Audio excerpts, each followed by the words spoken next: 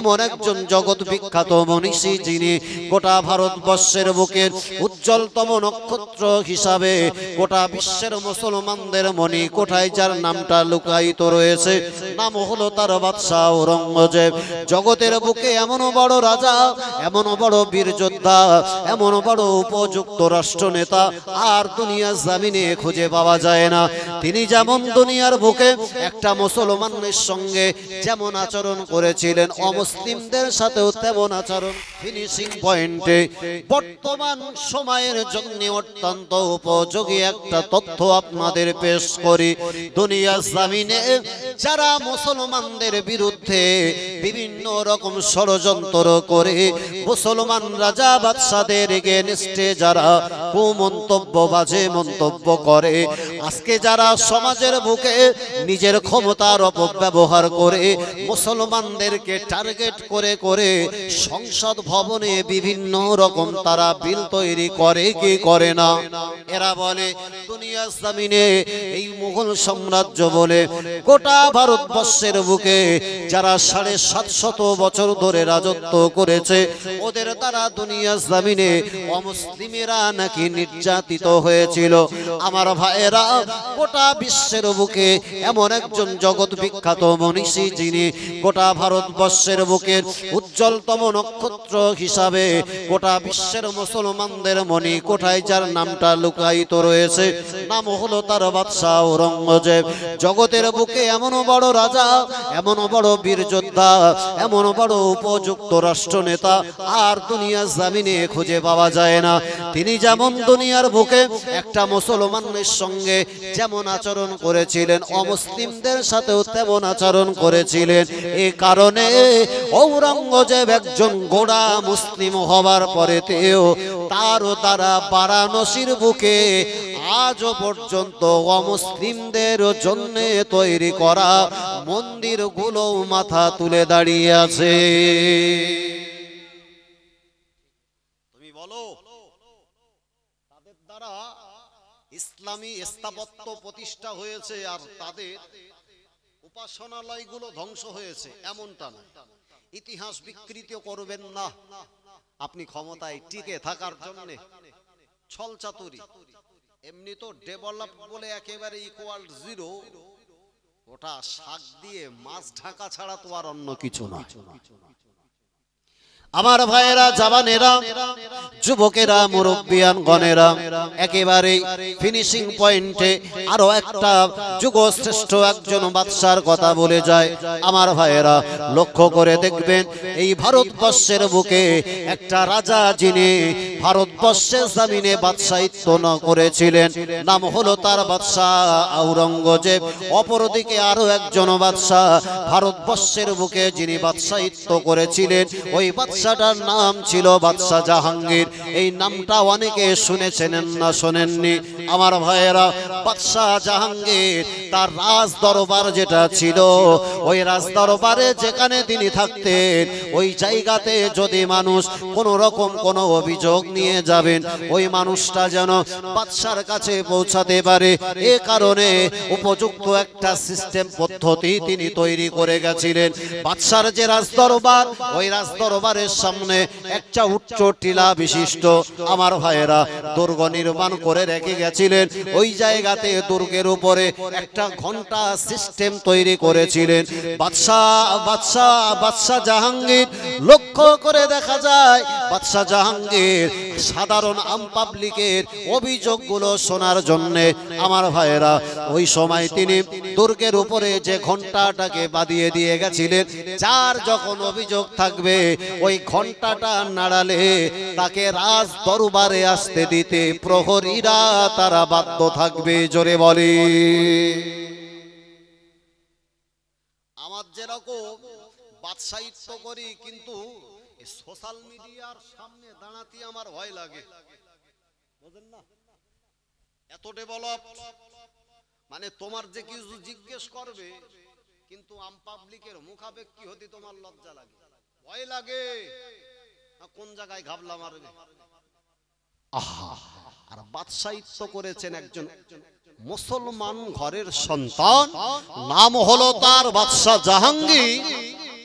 সাধারণ পাবলিকের অভিযোগ শুনবে বলে রাজদরবারের সামনেই একটা দুর্গ ঘন্টা সিস্টেম করেছে।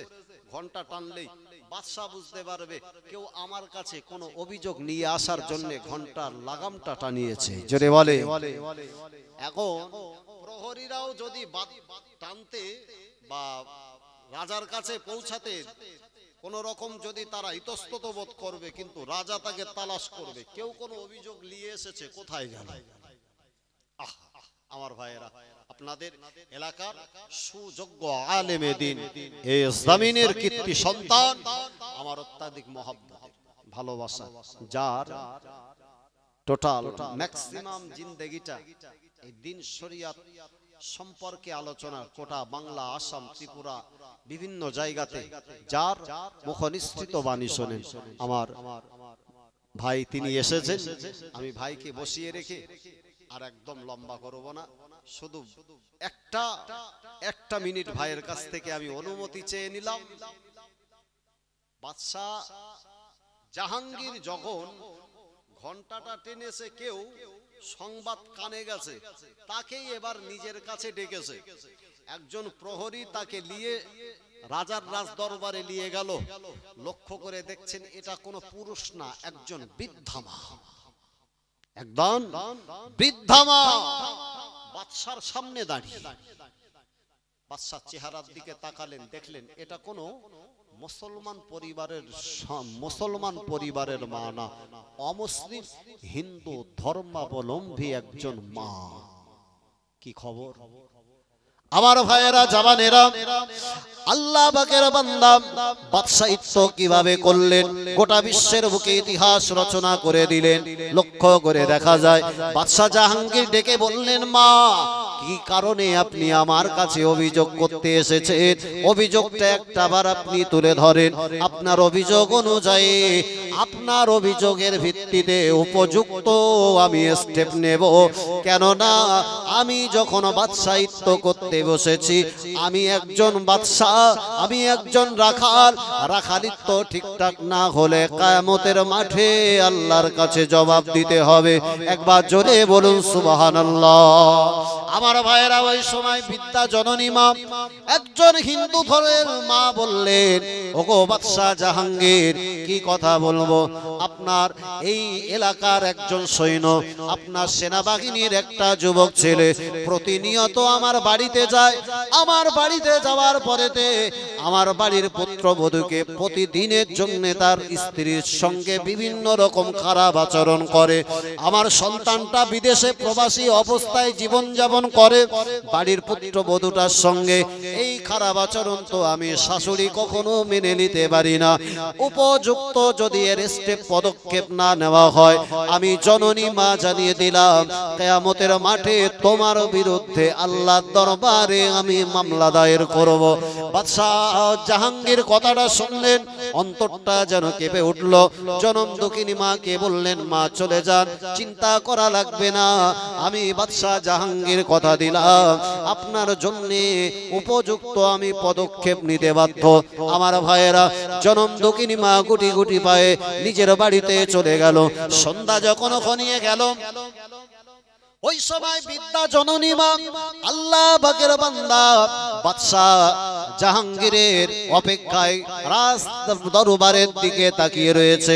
এদিকে লক্ষ্য করে দেখা যায় ওই সেনাটা এসে ওই বাড়ির বৃদ্ধা জননী মায়ের পুত্রবধূর সঙ্গে যখন খারাপ আচরণ করতে লেগেছে।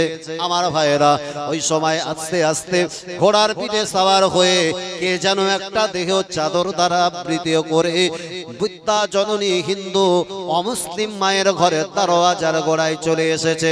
জনম দুঃখিনী মাকে ডেকে বললেন, মা, কোথায় বলেন আমার সেনাবাহিনীর ভিতরে কোন সৈন্যটা আপনার বাড়িতে এসে এমন জুলুম অত্যাচার করে? আমি বাদশাহ জাহাঙ্গীর জানিয়ে দিলাম, ওই মানুষটার উপযুক্ত আমি নিজ হাতে শাস্তি দেব। ঘরের বাতিটা, ঘরের আলোটা আপনি নিভিয়ে দেন।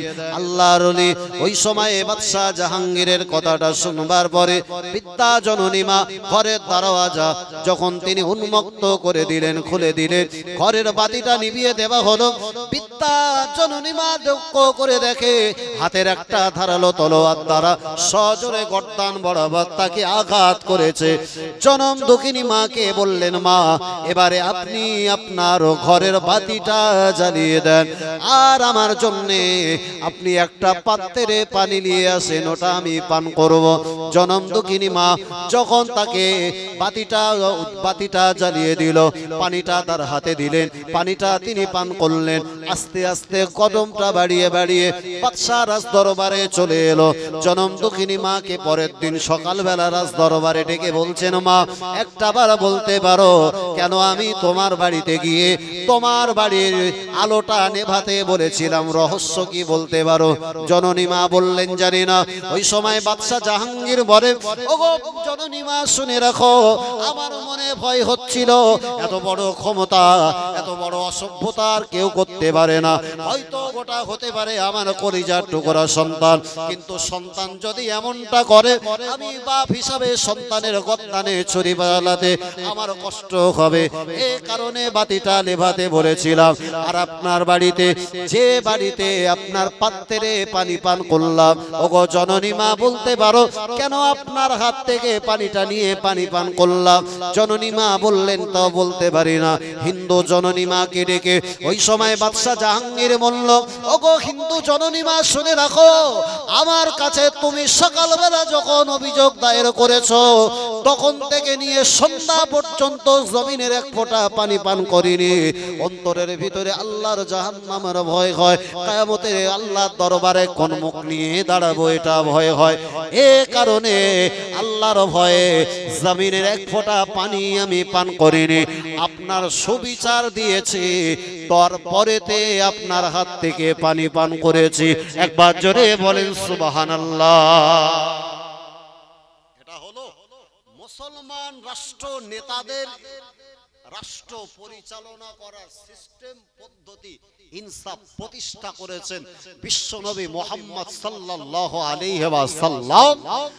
তার নীতি আদর্শে অনুপ্রাণিত হওয়া মুসলমান দুনিয়ার জমিনে ইনসাফের দ্বারা রাষ্ট্র পরিচালনা করেছেন। একবার জোরে হবে না? একটু চিল্লে হয় না? একটু জবান ছেড়ে তাকবীর দাও তো, নারে তাকবীর। আরেকবার উচ্চ আওয়াজে হবে নারে তাকবীর। আমার ভাই আলহাজ মাওলানা রেজাউল করিম সাহেব, নারে তাকবীর। আমার ভাইয়েরা, জওয়ানেরা, যুবকেরা, মুক্তাসার করলাম, ভাষাগত ত্রুটির জন্য ক্ষমা চাইলাম। সকলে জবান ছেড়ে উচ্চ আওয়াজে দরুদ শরীফ আল্লাহুম্মা সাল্লি আলা